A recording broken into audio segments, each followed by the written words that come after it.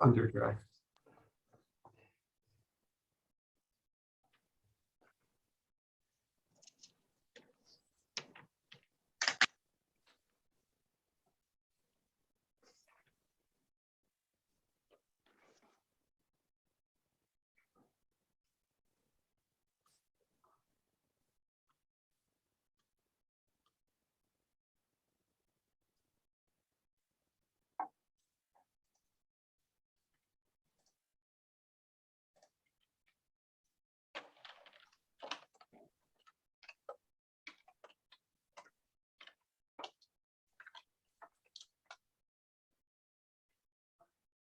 Good morning and welcome. It's just a bit past 10 and we see participants logging on right now. So we'll give just a couple minutes and then officially kick off.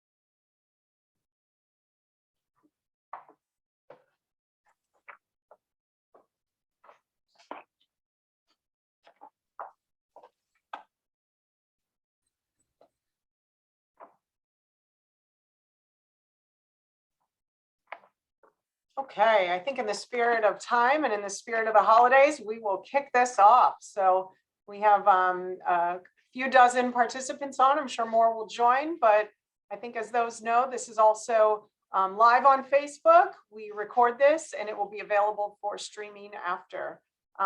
Good morning, happy holidays, end of 2021. Hard to believe a New Year's around the corner. Welcome to the next installment of the Pulse on Downtown Fort Lauderdale, a real estate market report series powered by the Fort Lauderdale Downtown Development Authority. I'm Jenni Morejon. I'm the president and CEO of the DDA, and I'm so pleased to be joined by our partners at Colliers International, who prepares our quarterly real estate reports. We also have two amazing guests here with us today to really showcase the hospitality trends that are positively impacting downtown Fort Lauderdale. And I'll introduce both Tim and Josh in just a bit. The Fort Lauderdale Downtown Development Authority is a public-private partnership agency that powers the experience, growth, and prosperity of downtown Fort Lauderdale, a vibrant metropolitan city that's evolving at the center of the South Florida region, where all are inspired to live like locals. The DDA implements projects that improve the urban core to create a flourishing destination for residents, employees, and visitors. To kick it off, as I mentioned, we're incredibly excited to be joined by Ken Krasnow of Colliers International, who will be presenting the commercial real estate port with amazing data and information that's leading our urban core. We're also thrilled to have Josh Morris, the general manager at the Hyatt Centric Las Olas, and Tim Petrillo, CEO and co-founder of the Restaurant People and Urban Street Development. And quick shout out, Tim, I just want to say thank you. You have been on our DDA board here for 12 years. You're rolling off here at the end of this month, and it has really been my pleasure and honor to serve under you as one of our board members.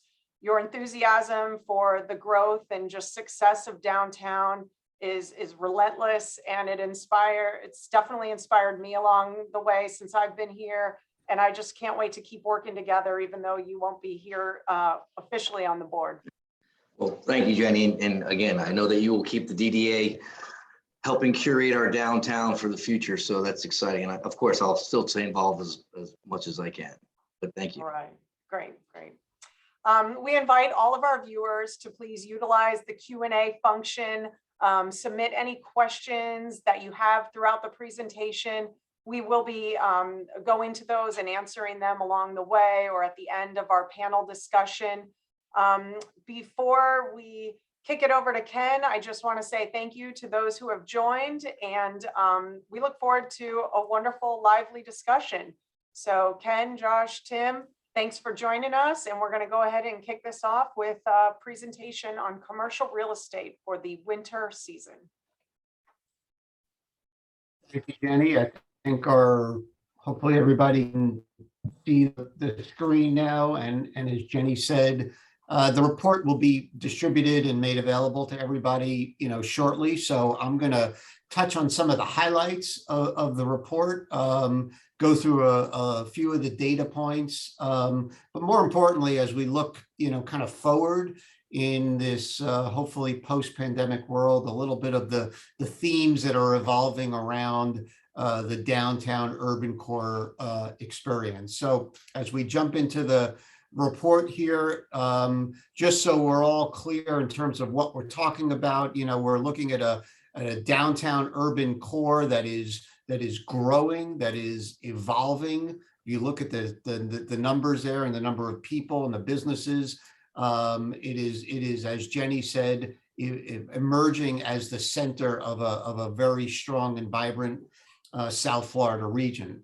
The next slide talks a little bit about some of the attributes that I know a lot of people on this call, already know.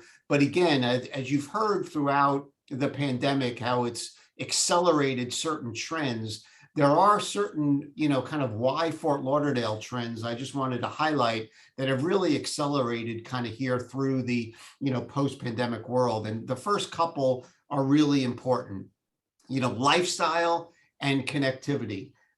People want to be in a livable, connected, engaged community, and Fort Lauderdale really screams all of those attributes. And it's really one of the reasons we're going to get into it a little bit later as we go through some of the trends.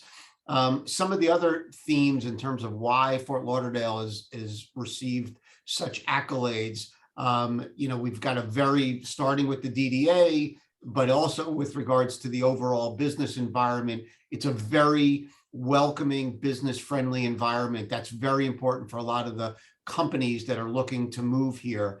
And then the other trends that you see there, it's the #1 area in the region for startups. It is a growing and evolving, eco-tech system.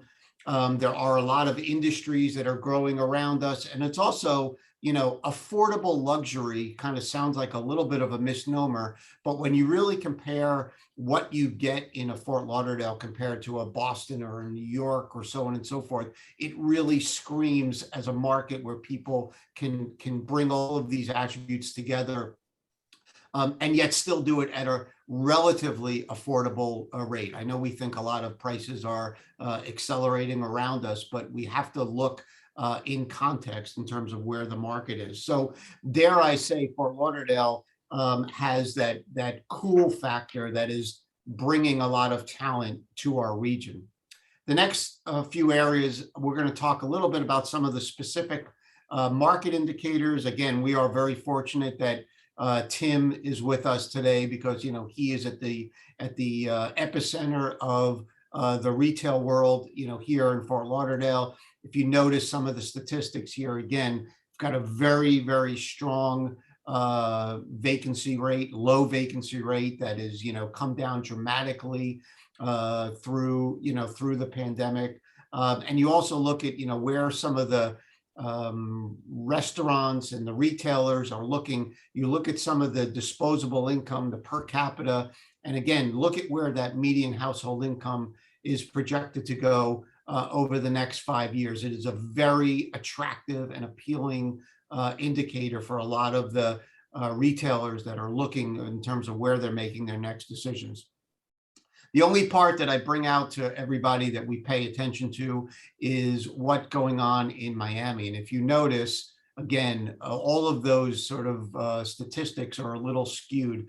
A lot of space under construction. I'll talk a little bit about the trends in terms of some of the retail market, but dare I say, new retail is also very appealing and inviting to these companies. And again, Miami, because they delivered such amount of new space, their vacancy rates shot up. But as you can see, they're steadily coming down. And then again, look at where their rental rates are. That also reflects, the new space that is now being delivered into the Fort Lauderdale market. Again, next slide talks a little bit about some of the trends that we're seeing. And again, you can look at the new way people are shopping, this omni-channel experience. Again, that's where the new space is being designed for. You're looking at, again, adapting and right sizing, but again, new kind of builds to the new world.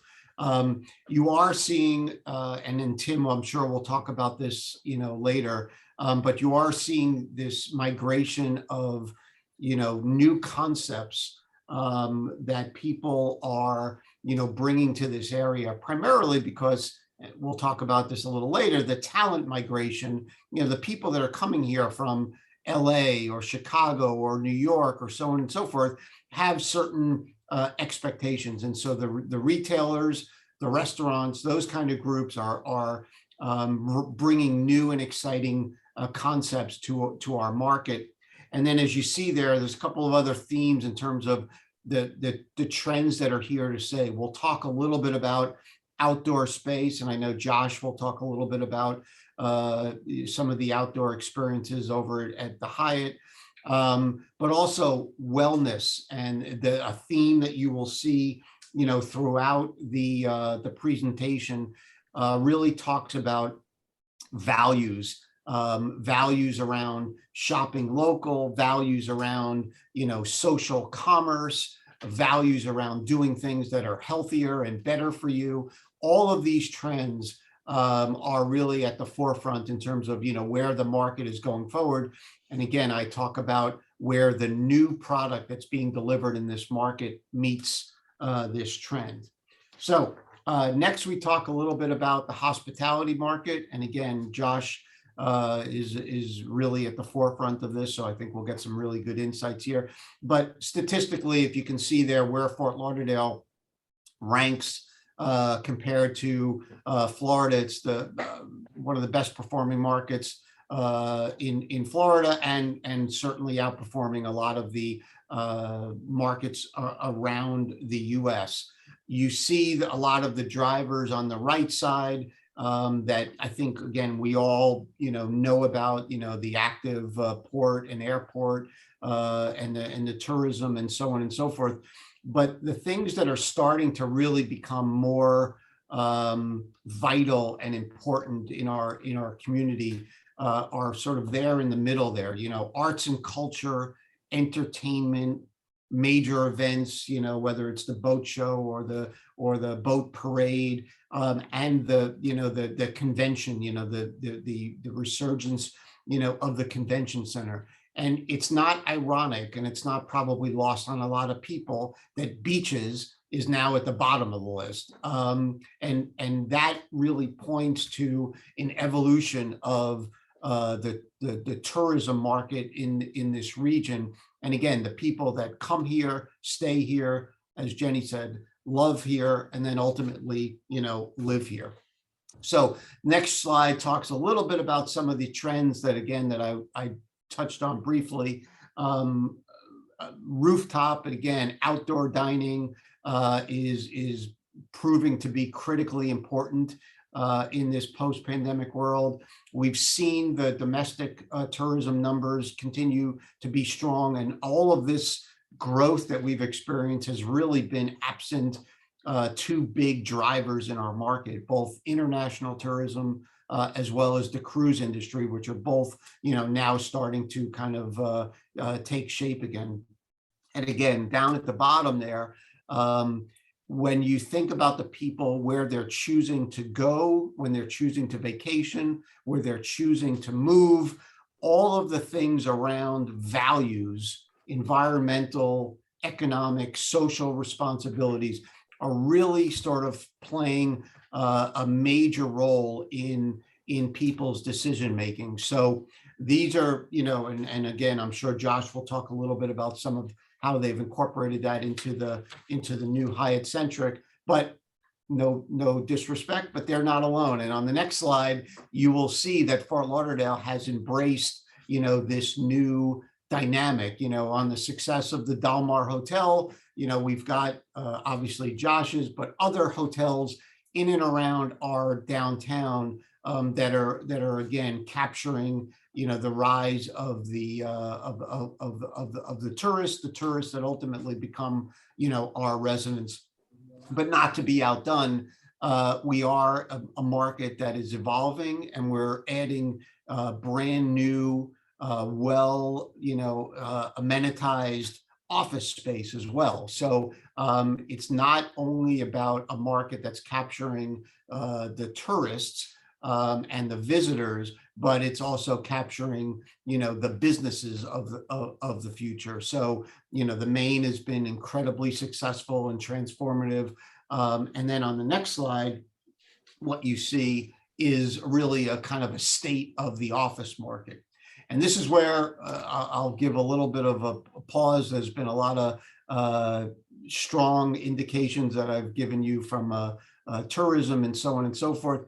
These numbers in particular, with regards to where the Fort Lauderdale office market stands, are generally in the short term not that pretty. If you look across the board, we have the highest vacancy rate in the region.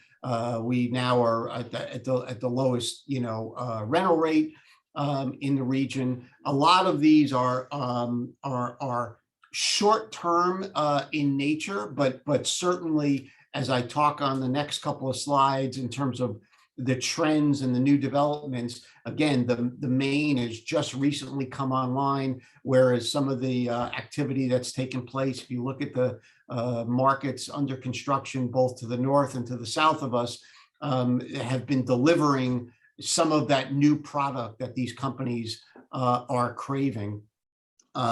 So it is a market that is, again, short term, dealing with some challenges. But if we look at some of the big picture trends in the office market on the next slide, this is exactly what the market is. And again, Tim is the visionary behind, this kind of development. But these are the kind of developments that we need to continue to attract the new companies and the new employees and the new talent. So this is Fat Village. I'm sure Tim will talk about this.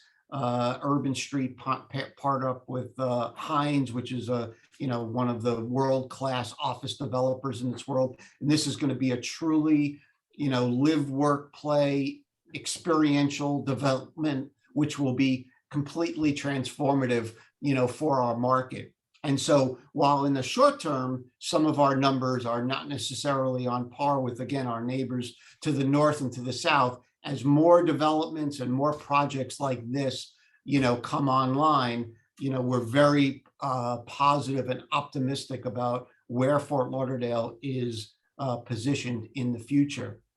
The next slide is really kind of the culmination of all of these trends, because we are in a true work, revolution. And again, Tim, I'm sure will point to the fact of, office workers not being back in the office, the way they were before. We need to acknowledge that we are now in this distributed work environment. And if you look at a lot of these trends that are taking place, again, in no particular order, health and wellness, companies and businesses and buildings that promote, support, and encourage health and wellness are going to be the winners in the new revolution. Flexibility in terms of work is important. Most people, if you look at the bottom there, 75% of employees, we've done some extensive studies over the last, through pandemic, really feel, that diversity is important. Again, not only in their workplace, but in their city. And that goes back to some of the big picture themes that I talked about. You've heard about the great resignation and people choosing to leave the workplace. We still have an area up at the top there, 1 in 4 women, are still considering leaving the workplace. So again, a market and a building and communities that encourage, lifestyle, balance, etc., will allow us to capture the workforce that is so critically important. So all of these, obviously high technology. Again, I'm sure Josh will talk about some of the touchless automation and some of the things that, again, only some of the new office environment can provide. And again, this kind of distributed work model bodes really well for where Fort Lauderdale is positioned, connected to the entire region. You're going to have a number of companies. It used to be people would chase jobs, right? They'd move to a certain city because that's where a company was.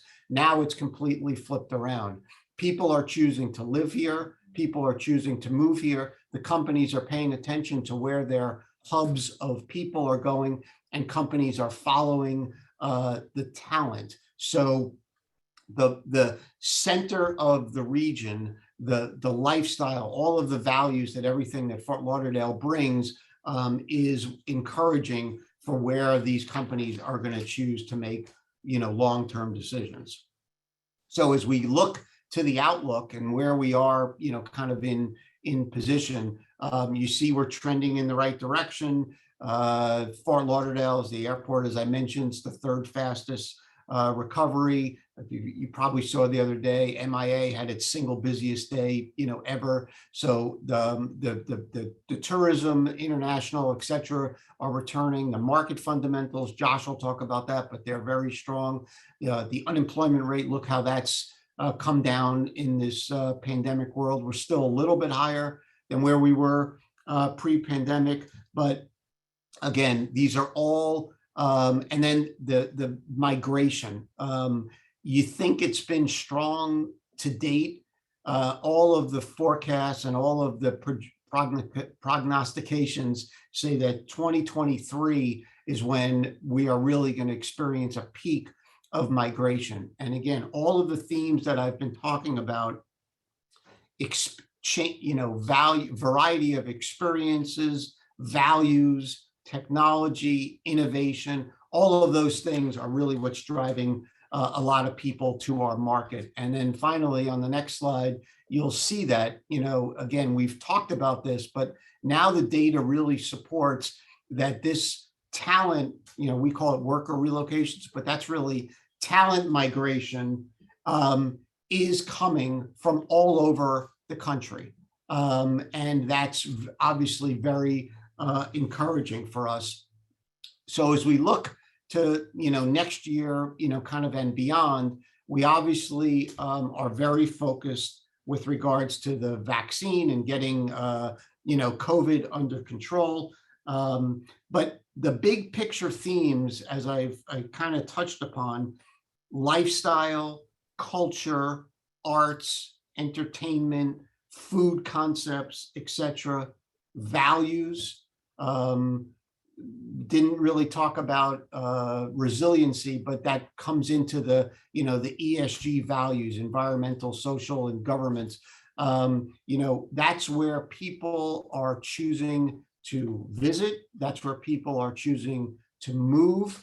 And Fort Lauderdale is viewed as being at the forefront of embracing all of those values. And then last but not least, you've noticed whether it's the proposed tunnel that Tesla will be doing from the beach to downtown, to the new soccer stadium, to the new Panther Stadium. Fort Lauderdale is grabbing a moniker of being an innovative, progressive, cool place to be, because people want to be on the forefront of these kind of new technologies. And so all of these factors point to a very, very strong outlook as we look into 2022 and beyond. And again, I'm sure that a lot of the themes that I touched upon, Tim and Josh are really going to expound upon. And there's a lot more detail in the report, and we'll be happy to go through any questions as we go through the rest of the panel. But thank you to Jenni and the DDA. And with that, I will turn it back to you, Jenni. And thank you so much. You have a way of just delivering technical information and also being a real booster for our community. You're a great spokesperson, and we're so happy to partner with you on these reports. So we'll go ahead and turn that screen off and get into a good conversation here. Josh, Tim, Ken, Josh, you may be a relative newcomer, but we know you were down the street in Hollywood for some years. You worked in Chicago and Baltimore, Mobile, Alabama, most recently. I'd love to hear from you a little bit about, in your short time, your perception of downtown Fort Lauderdale and how it might compare and contrast to kind of the growth patterns in some of these other cities. And Tim, then if you can jump in and really give us, your take on how downtown's evolved over the many years and most recently in the past couple months. So Josh, you want to kick it off?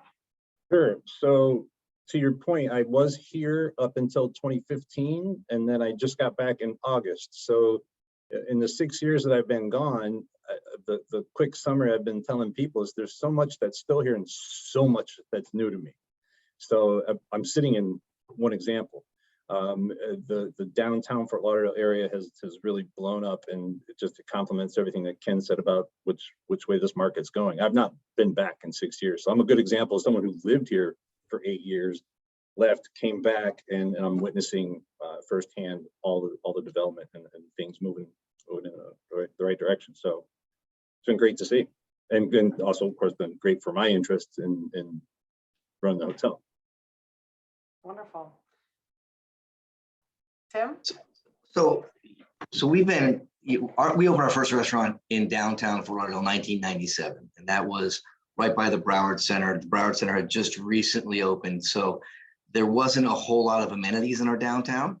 Back then, it was, I would say, heavily focused on the work. There wasn't a whole lot of, there were restaurants that serviced the offices, but there were not that many. And then it started to grow from a retail perspective and a restaurant perspective. And now in the last 10 years, it is, it's a game changer with residential. All right. Obviously there's a balance between both the entertainment side and the residential side, but really, I think what is really, evolved in our downtown is that we have a lot more residents. When we opened up YOLO in 2008, there was 2,500 units downtown, okay, with in the surrounding area. Now, Jenni, how many is there?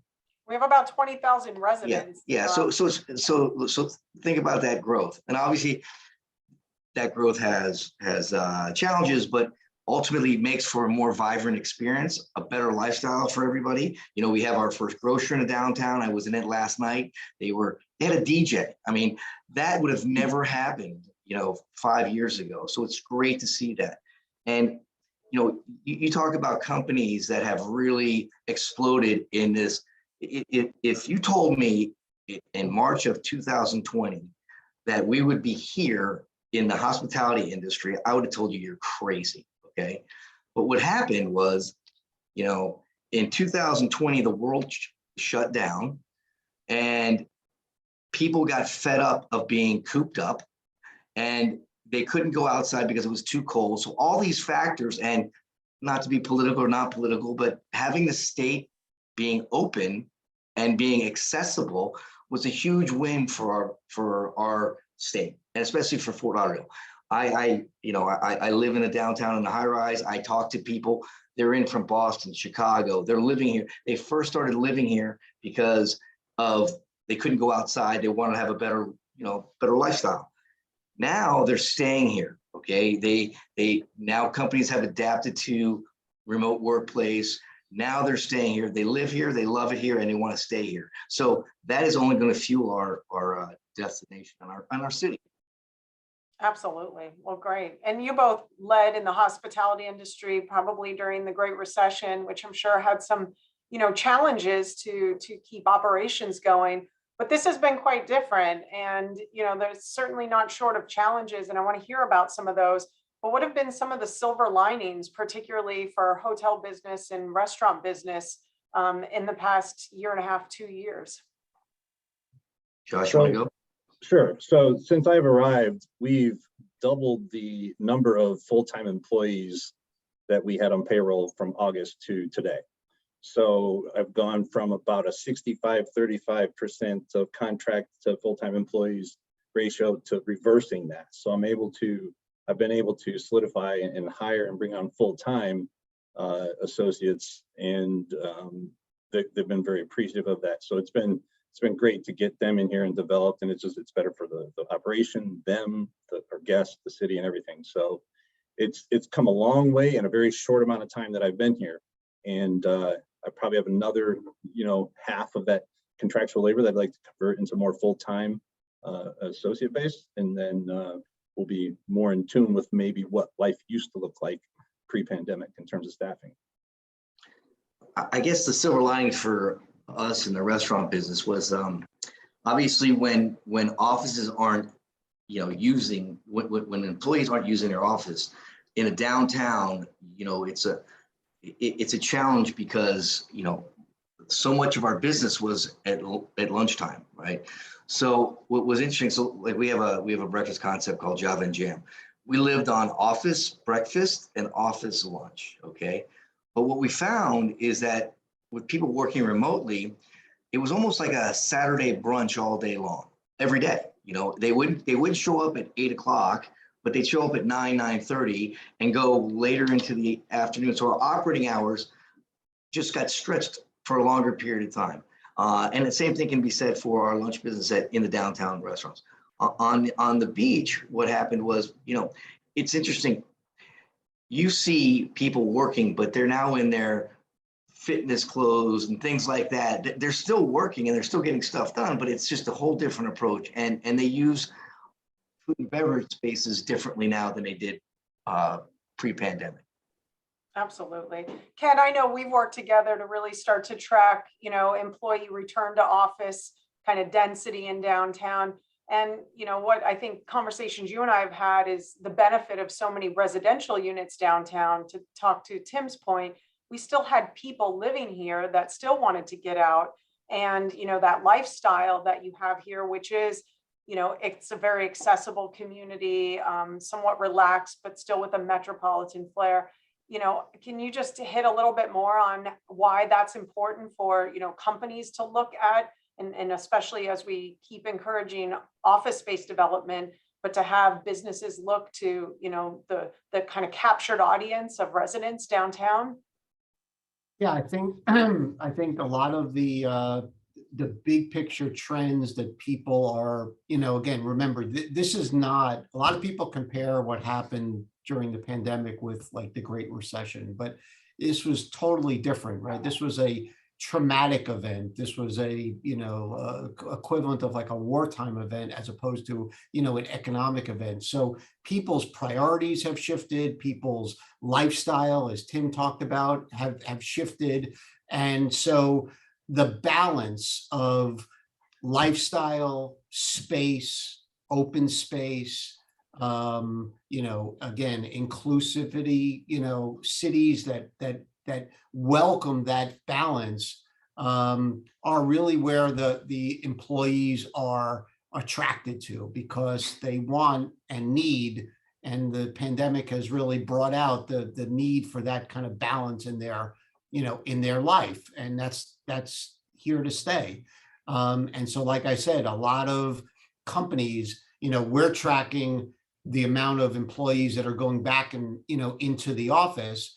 The companies are tracking, where their employees are moving to. And like I said, that's where, Fort Lauderdale, as positioning as the center of the region, is long-term going to be critically important to the success of our region, because it gives people that balance. We've got, you know, a great city that's got a lot of open space.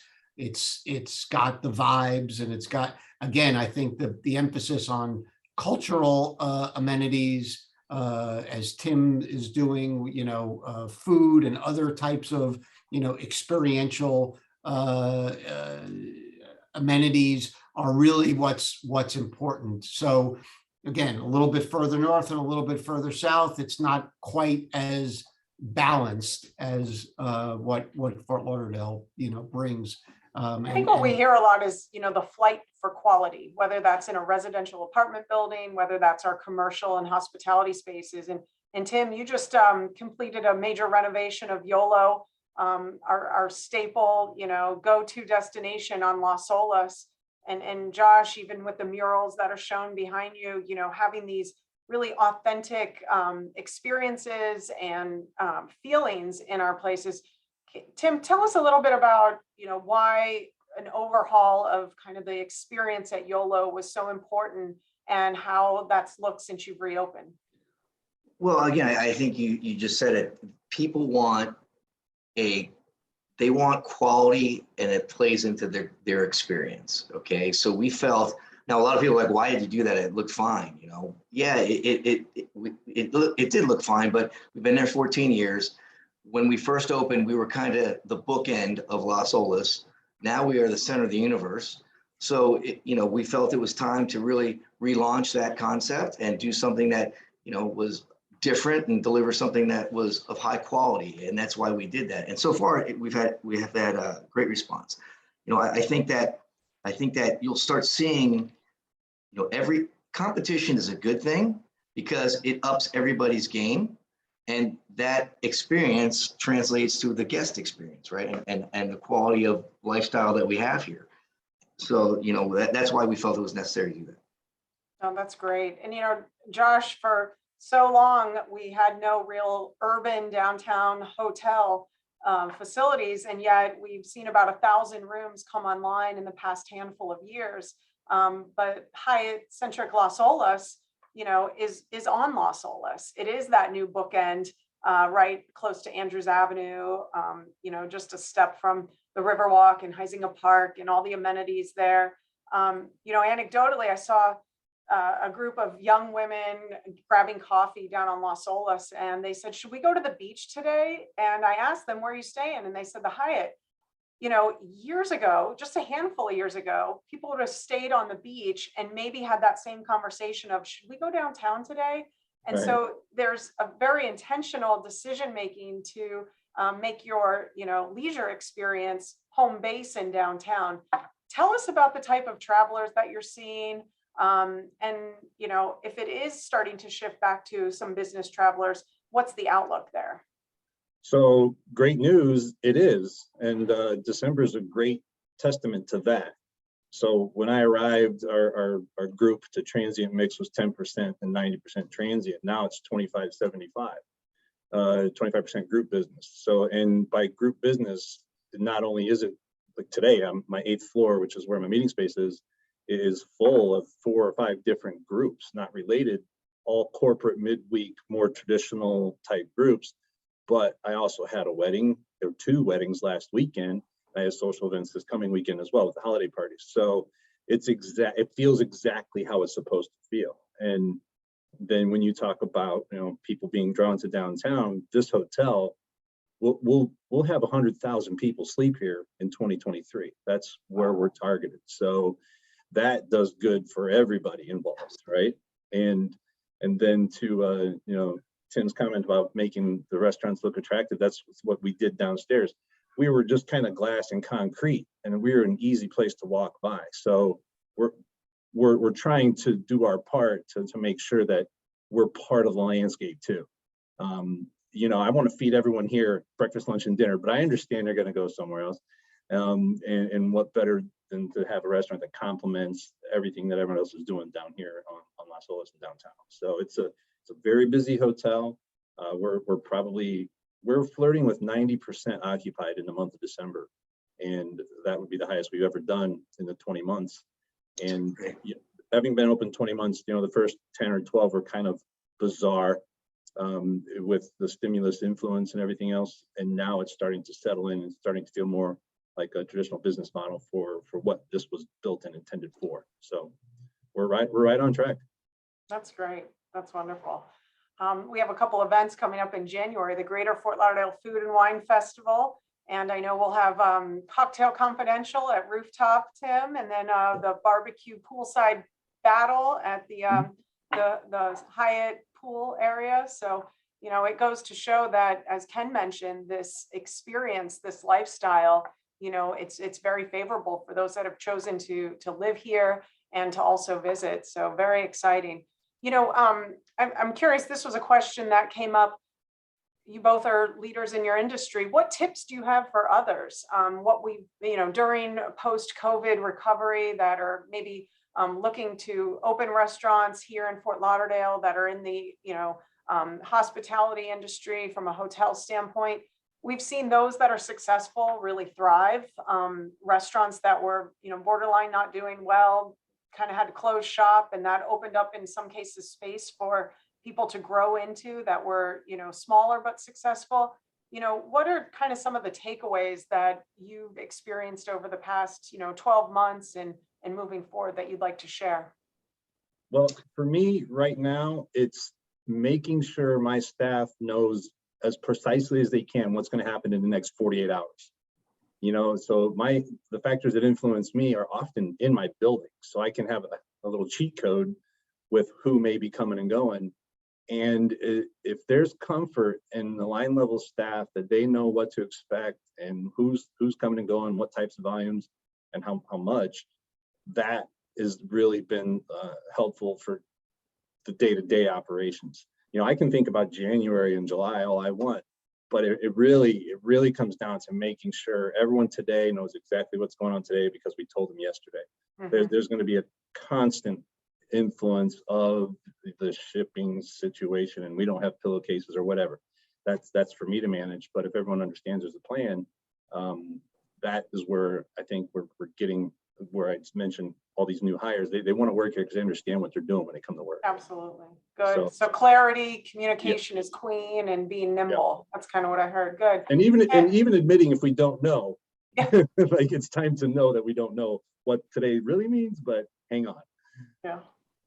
Buckle up. It's a roller coaster. Okay. Yeah. How about you, Tim? You know, again, I agree with what Josh said, but I also think that, you know, if this pandemic has taught us anything, I think safety, guest safety and sanitation is paramount.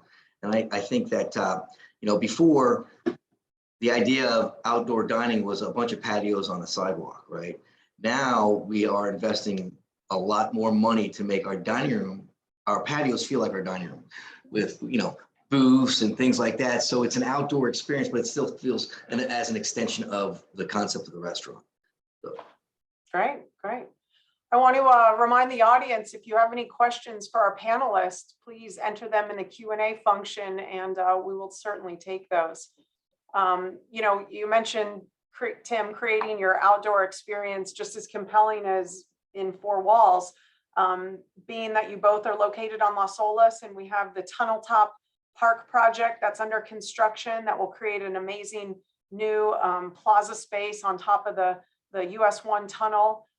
We'll be able to look over and see the river. We here at the DDA own Huizinga Park and are just embarking on a process to redesign and reimagine that space.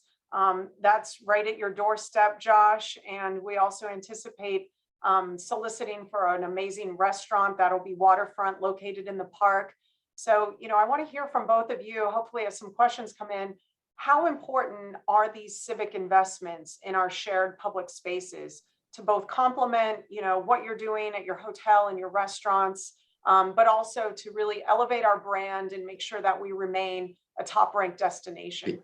It's critical. It's absolutely imperative, okay? Because residents want these public spaces. They want great experience in these public spaces. I think if there is an opportunity that the city has, is its parks. You know, if you look at how Las Olas has evolved, there used to be a huge divide right at the end of the Riverside Hotel. No one used to cross that bridge. Now you're seeing developments like the Main, like the Hyatt that Josh has. These things are now having people in those spaces and they want to walk. So the experience at the ground level needs to be consistent and flow through. And I think it's imperative. I'm super excited about both of those projects. I think that Tunnel Top Park will fill that gap, that need that's been there for years, and make a great public experience. Great, great. You know, It is Go critically ahead, Ken. important.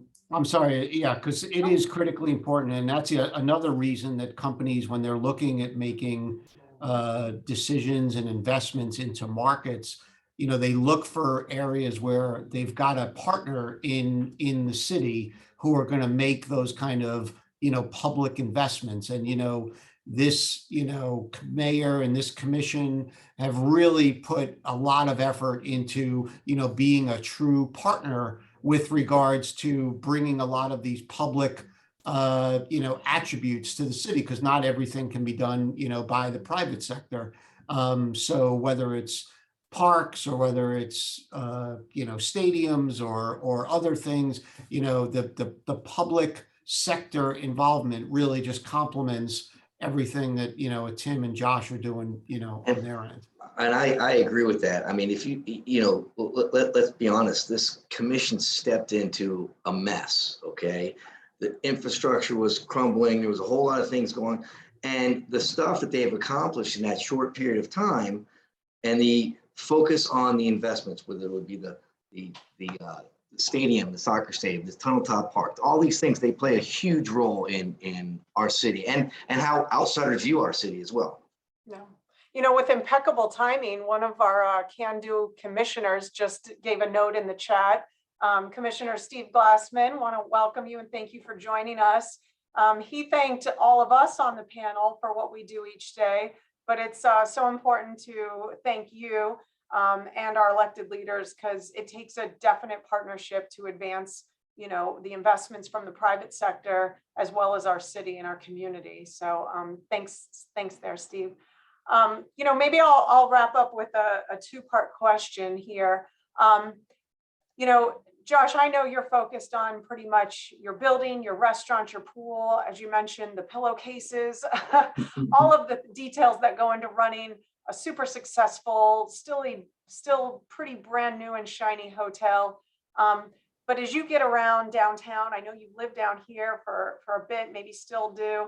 And Tim, knowing our downtown core, and Ken, you as well, where do you think the next areas are? Where are you seeing the investment take place, particularly in the commercial real estate market? And you know, where can we expect to have a conversation focusing in on in another couple of years, similar to this, but talking about maybe another part of downtown? You want to share with us your outlook? I think Tim's much better suited to speak to that at this point, but I can say, just because of my newness still, but in being new, I want to compliment what I would say is the developmental inertia that I feel in and around my building and in and around downtown. So there, with what I've seen through the marketing and with what I've seen through the actual work being done and what's being built, it looks like and feels like everything is shifting in the right direction. And there is a buzz about, and you can't really put, I suppose that's intangible, but in talking with my customers and people who are selling my building and my space in the city, there's a great awareness for what this is and what it's become and becoming. So I couldn't be more complimentary to that. I think inertia is the best word. Like, just keep the locomotive going. Let's keep developing, right? That's right. So I think that you know, obviously Flagler Village has seen a huge boom in residential. Obviously, we're doing a project in Flagler Village called Fat Village that, you know, myself, Alan Hooper, Doug McCraw, who had founded Fat Village, and Lutz partnered with Hines on doing. And really, you know, it's interesting because we've been in that area for a long time, and residential has popped up, and there's a lot of people living there. But what it's starved for is office, and it's starved for retail. There's not a whole lot of restaurants. There are some great things that are existing, but it certainly doesn't have the mass of dining or retail experiences that justifies all that residential. And we always thought that and felt that way when we started that project. But when you get, one of the largest global developers come in and say, this is exactly what this needs, it just kind of reinforces where we are as a city. Okay. I mean, they look all over the United States for projects, and this is one of their top projects this year. So that just speaks to what Fort Lauderdale has become. And I think, if you look at how Flagler Village started and the growth, that was a CRA district, right? I mean, a lot of that growth was from through CRA, which goes to the point where government has to help facilitate this conversation for it to be a dynamic city. I would agree with that. I mean, I think we've talked and people have recognized Flagler Village, is here, is on the move. But I think if you look a little bit further out, the south part of the area, when you're going to get, a new courthouse and so on and so forth, there will have, some effect on south of the river. And then I think if you go further west, Tim talked about it before, whereas he was on the outlier of Las Olas, back, just a number of years ago, now it's in the center. So that westward expansion, the Himmershey district through to the Performing Arts Center, up through Broward. And then, if you look at what the city's going to be doing, kind of building a new police headquarters and development on the kind of, so I think, Broward with the new joint government campus and so on and so forth has really got a lot of opportunity. And then just a little bit north of that, that whole Sistrunk area, which is, again, got kind of diversity, and all kinds of different kind of attributes of good neighborhood, kind of bones built into it. So I think there's a westward expansion and a southern expansion as you look out beyond what we know is happening in areas like Flagler Village and Progresso, et cetera. Well, it's so exciting to hear. I mean, the evolution of this downtown community over the past 2 decades has just been phenomenal. But with these areas that are poised for greater investment, a wonderful place to live, to do business, to open up business, I think our future looks very bright here in downtown. So I want to thank you all, Tim, Josh, Ken, for being on the panel today, wrapping up our Pulse on Downtown series for 2021. To our audience, we'll be back in 2022. We have a fresh slate of monthly events that will be planned, in person, virtual. We want to hit you where you can hear it the best. And we very much look forward to connecting with our community. Be sure to stay up to date on all things Downtown FTL. You can go to any of our social media pages at DDA FTL or to our website at ddaftl.org. We will be sending out an email to all attendees with a link to download the report by Colliers, as well as ways that you can follow Hyatt, Centric, Las Olas, the restaurant people, and our panelists today. So everyone, I wish you very merry holidays, a healthy, a happy, and very prosperous 2022. We'll see you in the new year. Thanks so much. Thanks, Jenni. Thank you. Bye-bye. Great holiday, everybody. Bye-bye. Thanks.